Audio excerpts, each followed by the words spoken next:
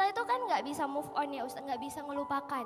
Manusia tuh nggak bisa ngelupakan, yang bisa mengikhlaskan, merelakan. Merelakan kalau misalnya itu bukan milik kita Ustaz. Di saat satu momen alhamdulillah kita udah dapat mengikhlaskan takdir yang gak enak di hati, orang yang udah pergi dari hidup kita udah bisa merelakan semua. Tapi suatu saat dia datang lagi ke kita Ustadz. Someone, bukan tentang someone aja, maksudnya pekerjaan itu, cita-cita itu, kita udah merelakan dia.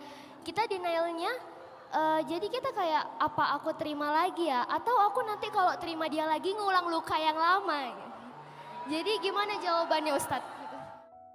Ntar saya lagi menghayati kondisinya ya, karena saya kalau dalam majelis kayak gini tuh nggak pernah mau jawab secara teoritis. Jawab teoritis itu gampang, tapi jawab dengan empati itu butuh perenungan kan. Jadi saya nggak bisa ngejawab, Allah berfirman, Rasulullah bersabda, banyak dalilnya tuh banyak banget. Kita kan udah dilatih untuk menghafal dalil dari sejak kuliah dulu. Tapi memahami kondisinya, gimana kalau saya ada di posisi Kak Nabila, seseorang yang pernah penting bagi kita, walaupun nanti pertanyaannya bisa berkembang ke kasus yang lain ya, bukan hanya kasus hubungan, yang pernah penting bagi kita, jadi harapan kita, tapi dia juga yang paling dalam ngelukain kita. Di saat kita hampir bisa move on, muncul lagi. Gitu. Jadi kayak ibarat luka udah mau kering, tiba-tiba basah lagi. Gimana caranya? Aduh gimana ya?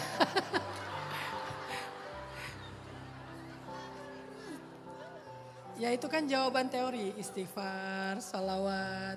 Udah tahu saya jawaban itu dan mungkin bahkan Kak Nabila udah tahu jawabannya. Sebentar, saya coba menghayati diri saya. Kondisinya beda ya, kalau kondisi Kak Nabilanya udah punya komitmen, maka belajar untuk merelakan karena bukan takdir itu mungkin pilihan yang paling tepat. Karena udah punya komitmen. Kalau Kak Nabila nggak punya komitmen apa-apa dan masih membuka kesempatan untuk berkomitmen dengan seseorang secara halal, maka nggak ada salahnya memberikan kesempatan kalau orangnya udah berubah.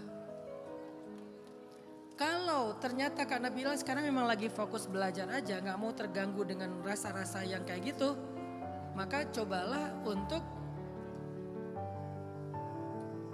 ya meyakini satu hal ya, kalau kita sukses dalam belajar, insya Allah yang gini tuh gak bakal ngikut Kak Nabila gitu. Insya Allah orang yang serius belajar, sukses belajar itu gak akan menyesali ketika pernah meninggalkan kesia-siaan di masa lalu tuh gak akan nyesal. Karena kesenangan-kesenangan yang kita korbankan saat kita sedang berjuang, itu nanti akan bisa kita nikmati lebih indah lagi ketika kita sukses. Kan kesenangannya tuh kayak pacaran gitu kan. Oke, aku gak mau pacaran karena aku lagi fokus belajar nih. Begitu kalian nanti udah sukses, lalu kalian menemukan seseorang yang cocok buat kalian, lalu kalian menikah, pacaran setelah sukses tuh jauh lebih seru loh. Udahlah sukses halal kan, jauh lebih seru daripada pacaran ngumpet-ngumpet, belum sukses, makan bakso gak tahu siapa yang bayar. Apalagi buat cowok, pacaran kurang modal itu capek. Jadi kalau kalian pengen pacaran, modal dulu. Siapin modalnya, karir, belajar, bisnis, bla bla bla. Udah sukses, kalian lamar secara halal, biar pacarannya secara langitnya diridhoi, secara buminya udah punya modal banyak. Kapadokia. It's my dream gitu kan ya. Saya pas baru pulang dari Kapadokia itu banget kejadian yang kemarin tuh di Brazil ya, yang jatuh balon udara kan ya. Anak-anak bilang, "Bah, alhamdulillah kita nggak jatuh. Kayaknya itu untuk sekali seumur hidup aja ya Bang, nggak usah diulang lagi gitu." Jadi kalau udah punya rezeki tuh pacaran, family time bisa diulang kok gitu, nggak ada yang hilang. Tapi kalau kita mengorbankan belajar, mengorbankan berjuang untuk kesenangan sesaat ini tuh susah ngulangnya kalau kita gagal. Makanya ada 3 kondisi. 1, kalau Kak Nabila udah berkomitmen, maka lepaskan dia dengan keyakinan kepada takdir. Dia memang bukan takdir saya, udah.